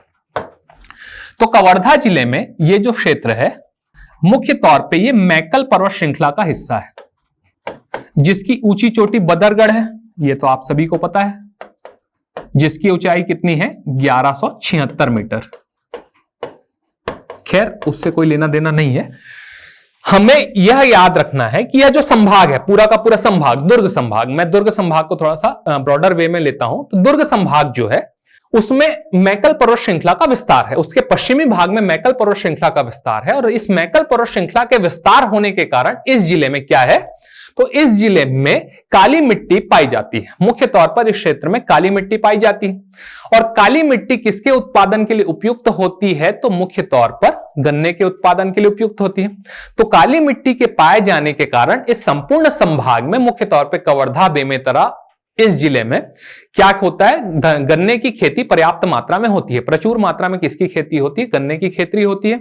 तो गन्ने की खेती होने के पश्चात उसका उपयोग भी करना पड़ेगा। तो उसके उपयोग करने के लिए हमने क्या किया, इस संभाग में ही 3 सहकारी शक्कर कारखानों की स्थापना की गई, जिसमें से 2 पर्टिकुलर किस जिले में है, तो आपका कवर्धा जिले, जिसमें से एक है आपका रामहेपुर में और दूसरा है आपका पंडरिया के निकट विशेषरा में।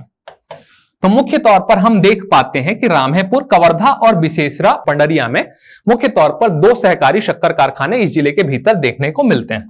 तो आइए उसके बारे में तथ्यों को जानने का प्रयत्न करें। पहला जो शक्कर कारखाना है उसका नाम है भोरमदेव सहकारी शक्कर कारखाना। भोरमदेव सहकारी शक्कर कारखाना की स्थापना 2002-2003 में की गई। 2002-2003 में स्थापित भोरमदेव सहकारी शक्कर कारखाना कहां पर स्थित है, तो रामहेपुर, कवर्धा में स्थित है।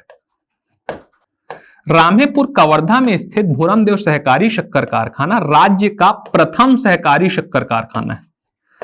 इस प्रथम सहकारी शक्कर कारखाने में किसका उत्पादन होता है, तो शक्कर का उत्पादन हो रहा है। ठीक, इसके अतिरिक्त यहां से 6 मेगावाट विद्युत का भी उत्पादन होता है। कब से, 2006 से। तो 2006 से गन्ने की खोई अर्थात जो अपशिष्ट पदार्थ यहां से निकलता है, उस अपशिष्ट पदार्थ से क्या किया जाता है, यहां पे 6 मेगावाट विद्युत का उत्पादन किया जा रहा है। कब से, 2002-2003 से। इसके अतिरिक्त यहां पर प्रदेश का पहला टीपीपी मॉडल पर आधारित एथेनॉल प्लांट की नींव भी रखी जा रही है। किसकी नींव रखी जा रही है, एथेनॉल प्लांट की नींव रखी जा रही है, जहां से 40 किलोलीटर पर डे, क्या 40 किलोलीटर पर डे एथेनॉल का उत्पादन होगा। सबसे पहले तो हम यह समझ लेते हैं कि एथेनॉल क्या होता है, फिर इस पे विस्तार से चर्चा करेंगे। तो एथेनॉल गन्ने की खोई अर्थात गन्ने से रस निकाल लेने के पश्चात जो गन्ने की खोई अपशिष्ट पदार्थ के तौर पर बचता है, इसे कहते हैं सीरम या शीरा। क्या कहते हैं इसे, सीरम या शीरा कहा जाता है। ठीक, तो गन्ने की खोई जिसे सीरम या शीरा कहा जाता है, जो कि किसके उत्पादन के पश्चात, गन्ने के रस निकालने के पश्चात, उसके शक्कर बनाने के पश्चात जो अपशिष्ट पदार्थ बचता है, जिसे हम सीरम या शीरा के नाम से जानते हैं। यह सीरम या शीरा मुख्य तौर पर एथिल एल्कोहल कंपोनेंट मुख्य तौर पर इसमें पाया जाता है। इस एथिल एल्कोहल कंपोनेंट से हम किसका निर्माण करते हैं, एथेनॉल का निर्माण करते हैं। ठीक, तो एथिल एल्कोहल से किसका निर्माण हो रहा है, एथेनॉल का निर्माण हो रहा है। मुख्य तौर पे ये एथेनॉल है क्या, तो ये एथेनॉल पेट्रोल में फिलर के तौर पे डाला जाएगा। किसके तौर पर डाला जाएगा, फिलर के तौर पर। जैसा कि आप समझ सकते हैं कि पेट्रोल का रेट आजकल 100 रुपीज से बढ़ चुका है। तो सबसे बड़ी समस्या क्या हो चुकी है कि किफायती नहीं है। समस्या हम देख रहे हैं पेट्रोल की, तो सबसे बड़ी समस्या क्या है, किफायती नहीं है। दूसरी समस्या क्या है पेट्रोल की, कि यह प्रदूषण में सहायक है। किसमें सहायक है, प्रदूषण में सहायक। अर्थात पहली समस्या यह है कि भाई किफायती नहीं है, दूसरी समस्या यह है कि प्रदूषण में सहायक है। इसलिए यहां पर किसकी एंट्री होती है, तो एथेनॉल की एंट्री होती है। पहली चीज कि 2023 तक क्या लक्ष्य है, 2023 तक हमारा लक्ष्य यह है कि 2023 तक पेट्रोल में जो फिलर्स के तौर पे एथेनॉल का प्रयोग किया जा रहा है उसे कितना कर लिया जाए, 20% कर लिया जाए। इसका मतलब यदि हमें 100% पेट्रोल बनाना है तो 80% पेट्रोल और 20% एथेनॉल मिलाकर के हम उसे उपयोग कर सकते हैं। ठीक, दूसरा क्या है, लक्ष्य तो नहीं, इसके परिणाम क्या होंगे? तो इसका परिणाम यह रहेगा कि पेट्रोल किफायती हो जाएगी। ठीक, परिणाम क्या रहेगा, पेट्रोल किफायती हो जाएगी। दूसरा परिणाम यह रहेगा प्रदूषण में भारी गिरावट आएगी। क्यों? क्योंकि इसमें हाइड्रोजन की मात्रा अधिक होती है, जिस कारण NO2, SO2 व अन्य जो प्रदूषक है, प्राथमिक द्वितीयक प्रदूषक है, वो सारे के सारे प्रदूषक वायु में कम घुलते हैं। अर्थात प्रदूषण होगा ही नहीं तो वायु में कम ही घुलेगा। तो पेट्रोल से जो प्रदूषण निकलता है वो एथेनॉल के संपर्क में आकर के कम हो जाता है, जिससे क्या कहने का तात्पर्य है कि ज्यादा पेट्रोल ज्यादा प्रदूषण, ज्यादा पेट्रोल उसमें थोड़ा सी मात्रा में एथेनॉल तो कम प्रदूषण। तो एथेनॉल का प्रयोग इसीलिए यहां पर 20% करने का लक्ष्य रखा गया है, ताकि हम किफायती पेट्रोल प्रदान कर सके और प्रदूषण में भारी मात्रा में कमी कर सके। तो इस प्रकार हमने देखा कि यहां से कितने मेगावाट का कितने KLPD का एथेनॉल बनाया जाएगा। तो 40 KLPD एथेनॉल बनाया जाएगा। किसके माध्यम से?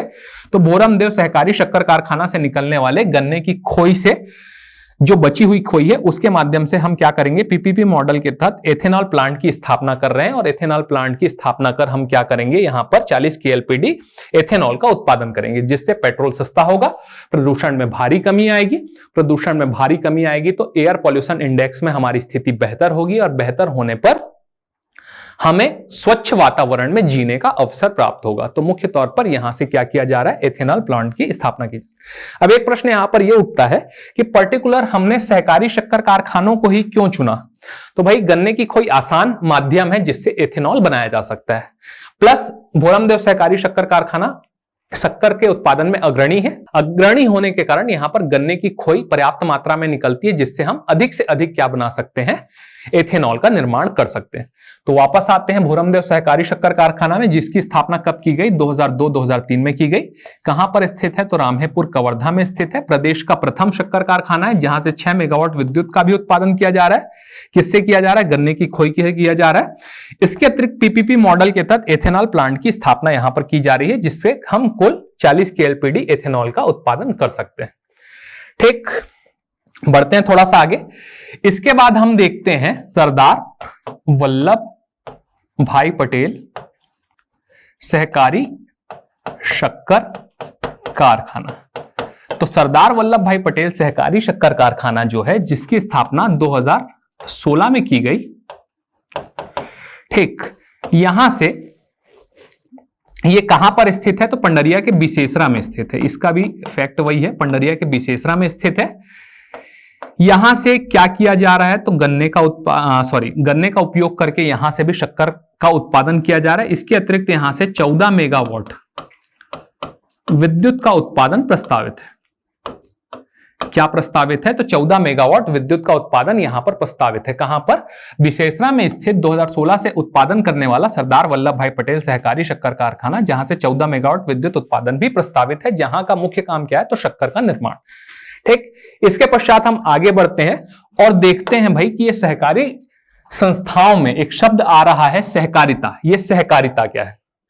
तो सहकारिता को समझने के लिए मैं आपके सामने एक उदाहरण प्रस्तुत कर रहा हूं, जो कि है प्रशासन की परिभाषा।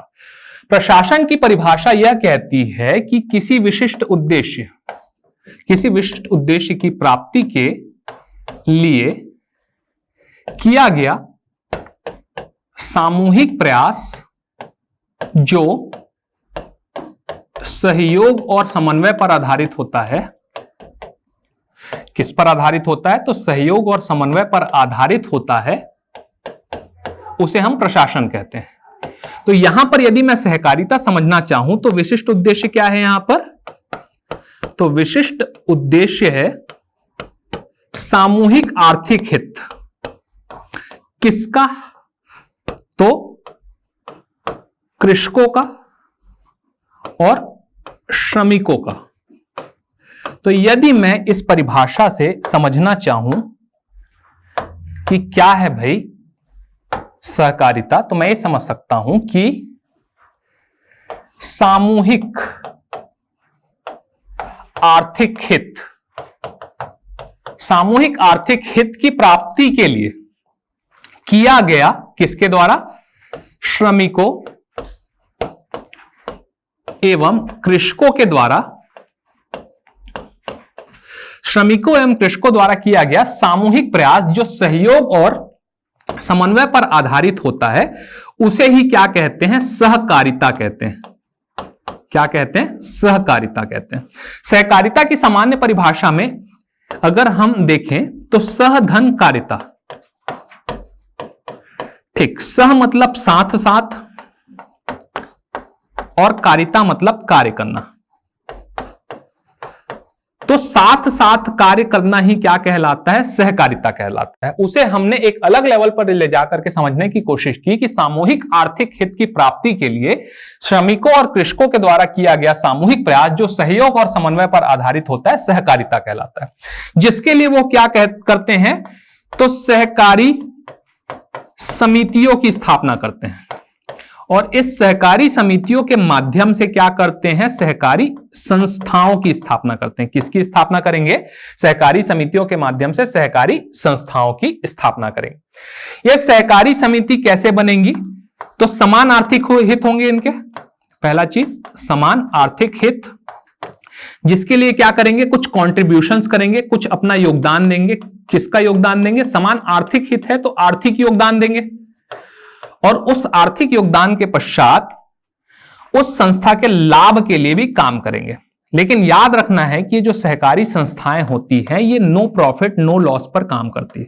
खास करके जो छत्तीसगढ़ में नो प्रॉफिट नो लॉस अर्थात जीरो प्रॉफिट जीरो लॉस पर काम कर रही है छत्तीसगढ़ की जो सहकारी संस्थाएं हैं, मुख्य तौर पर जो हम देखते हैं कि छत्तीसगढ़ में भोरमदेव सहकारी शक्कर कारखाना हो गया, मां दंतेश्वरी सहकारी शक्कर कारखाना हो गया। इसके अतिरिक्त यदि मैं दुग्ध संस्थाओं में देखूं तो देवभोग दुग्ध संस्था मर्यादित भी किस पर काम कर रही है? नो प्रॉफिट नो लॉस पर के सिद्धांत पर कार्य करती है, जो मुख्य तौर पर श्रमिकों और कृषकों या उसके मेंबर्स को क्या करती है? सहायता प्रदान करती है। किसके लिए? समान आर्थिक हित के लिए। इसमें उनका योगदान क्या होता है? तो आर्थिक योगदान होता है। लाभ क्या होता है? किसका लाभ होता है? तो सहकारी संस्था का लाभ होगा, तो व्यक्तिगत लाभ होगा। यदि 4 लोग मिलकर के काम करेंगे और संस्था का लाभ होगा तो किसका लाभ होगा? व्यक्ति का व्यक्तिगत लाभ भी हो जाएगा। तो इसलिए यहां पर सहकारिता के माध्यम से हमने समझा कि सहकारी संस्थाओं का काम कैसे हो रहा है। तो no profit no loss, zero profit zero loss के सिद्धांत पर हमारी सहकारी संस्थाएं काम कर रही है, जो मुख्य तौर पर समान आर्थिक हितों को लेकर के काम कर रही है।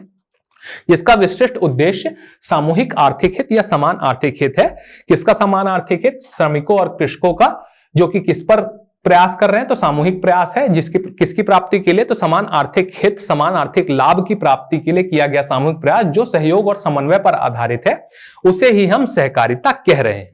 हमने बहुत सारी चीजों को जानने का प्रयत्न किया, जिसमें हमने देखा छत्तीसगढ़ के कुछ प्रमुख पर्यटन स्थल जो कि कवर्धा जिले के भीतर स्थित हैं, कुछ प्रमुख पुरातात्विक स्थल जो कि कवर्धा जिले के भीतर स्थित हैं। इसके अतिरिक्त हमने ट्राइबल टूरिज्म सर्किट को जानने का प्रयत्न किया। हमने थोड़ा सा सहकारिता और सहकारी संस्थाओं के बीच के संबंध को जानने का प्रयत्न किया। अब मैं आपके सामने कुछ प्रश्न रख रहा हूं, जिसे आप मेरे ईमेल एड्रेस suyashrajput1@gmail.com पर लिख करके भेज सकते हैं। हम इसे आप तक चेक करके वापस भेजने का प्रयत्न करेंगे। पूरा प्रयास रहेगा कि जल्द से जल्द आपको आपके उत्तर पर टिप्पणी सहित आपके उत्तर पत्रिका वापस मिल जाए। तो आप हमें प्रेषित कर सकते हैं कहां पर? suyashrajput1@gmail.com पर। इसमें कुछ प्रश्न है, अभ्यास हेतु कुछ प्रश्न मैंने दिए हैं, जिसमें से पहला प्रश्न है मंदिरों के बाह्य दीवारों पर, मुख्य तौर पर भोरमदेव मंदिर के बाह्य दीवारों पर उकेरी गई संरचना किस कारण उकेरी जाती थी? 4 अंक के लिए आप लिखेंगे 60 शब्दों में। अगला प्रश्न है कबीरधाम जिले के पुरातात्विक स्थलों पर निबंध लिखिए। 8 अंकों में लिखेंगे आप, लगभग 100 शब्दों में। ठीक, तो मुख्य तौर पे 2 पुरातात्विक स्थल हैं जिसके बारे में आपको लिखना है। अगला प्रश्न है ट्राइबल टूरिज्म सर्किट के तहत किन क्षेत्रों को शामिल किया गया है? इस सर्किट की स्थापना के उद्देश्य क्या है? तो इसे भी 8 अंकों में आप लिख सकते हैं। अगला प्रश्न है एथेनॉल के उत्पादन के लिए भोरमदेव सहकारी शक्कर कारखाना को चुनने के क्या कारण थे? तो मुख्य तौर पर यहां पे उत्पादन अधिक है। ठीक, अधिक मात्रा में गन्ने की खोई उत्पन्न होती है, जिस कारण 40 KLPD का यहां पे क्या कर सकते हैं अपन? पर डे उत्पादन कर सकते हैं, जिससे क्या किया जा सकता है कि 2023 तक जो 20% एथेनॉल के फिलर के तौर पे उपयोग करने का जो लक्ष्य है उसे हम प्राप्त कर सकते हैं। अगला प्रश्न है, छत्तीसगढ़ के जनजातीय संस्कृति को विश्व पटल पर स्थापित करने में ट्राइबल टूरिज्म सर्किट का विशेष योगदान है। लेख लिखिए। तो ट्राइबल टूरिज्म सर्किट के ऊपर जनजातीय संस्कृति को लेकर के आपको एक लेख लिखना है। इसके अतिरिक्त एक प्रश्न मैं आपको और दे रहा हूं, जो है कि कवर्धा छत्तीसगढ़ की शक्कर राजधानी है, क्यों? बताइए। ठीक। अगला प्रश्न है कि कवर्धा जिले में फणी नागवंशी शासकों का या फणी नागवंशी स्थापत्य कला, कवर्धा में फणी नागवंशी स्थापत्य कला के प्रमुख उदाहरणों को लिखिए। यह आपका प्रश्न है अगला। कवर्धा जिले में फणी नागवंशी स्थापत्य कला के प्रमुख उदाहरणों को लिखिए। एक प्रश्न और मैं आपको दे रहा हूं जो कवर्धा जिले से संबंधित नहीं है लेकिन बहुत महत्वपूर्ण प्रश्न है। वह प्रश्न यह है कि छत्तीसगढ़ की संस्कृति में या रहन सहन में शैव मत का व्यापक प्रभाव है, समझाइए। ये आप लिख करके मुझे दिखाएंगे लगभग 8 अंकों में। ठीक। तो आज का यह वीडियो जो कि मेंस श्रृंखला का पहला वीडियो था वो आज समाप्त होता है। हो सकता है कि आप सभी को कुछ महत्वपूर्ण जानकारियां प्राप्त हुई, हो सकता है कि ना हुई हो, लेकिन मैं उम्मीद करता हूं कि आप सभी को इस वीडियो से बेहतर परिणाम मिलेंगे और आगे चल करके भी हम जो वीडियो लाएंगे वो आपके लिए सहायक होंगे। आप चाहें तो हमारे कमेंट बॉक्स में आगे के वीडियो के लिए सुझाव दे सकते हैं कि आगे के वीडियो आपको किस टॉपिक पर चाहिए। उस पर हम हमारी टीम के साथ चर्चा करेंगे और आपको बेहतर से बेहतर वीडियो प्रदान करने की कोशिश करेंगे। धन्यवाद।